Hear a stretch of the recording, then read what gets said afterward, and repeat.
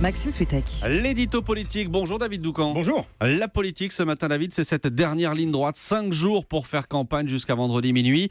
Et des sondages qui mettent Emmanuel Macron, Marine Le Pen, François Fillon et Jean-Luc Mélenchon dans la marge d'erreur, c'est-à-dire tous qualifiables.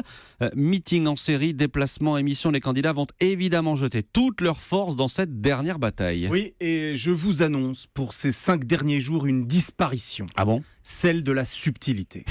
Dans ce contexte où tout le monde croit avoir sa chance, les états-majors sont d'accord sur une chose. Pour faire basculer le vote, surtout celui des indécis, il va falloir faire du gros rouge qui tâche. Donc, Marine Le Pen, François Fillon, Emmanuel Macron vont nous expliquer que Jean-Luc Mélenchon, c'est l'arrivée des chars soviétiques à la Concorde. Jean-Luc Mélenchon va nous dire qu'Emmanuel Macron et François Fillon, indifféremment d'ailleurs, c'est la promesse d'une destruction totale de notre modèle social. Marine Le Pen va accuser Emmanuel Macron d'être un communautariste, ami des islamistes. Emmanuel Macron va essayer de démontrer qu'il n'y a aucune différence entre Marine Le Pen et son père. Bref, ils vont tous se caricaturer les uns les autres avec comme ressort pour motiver le vote la peur. Pardon, mais à quoi ça sert ? Pourquoi un tel durcissement systématique ? Alors d'abord, c'est comme ça à chaque fois. Une fin de campagne, c'est toujours un moment de crispation. On ne retient plus ses coups, on essaye de faire chuter l'adversaire par tous les moyens. Mais cette fois-ci, il y a une spécificité, un nouveau clivage profond, sérieux.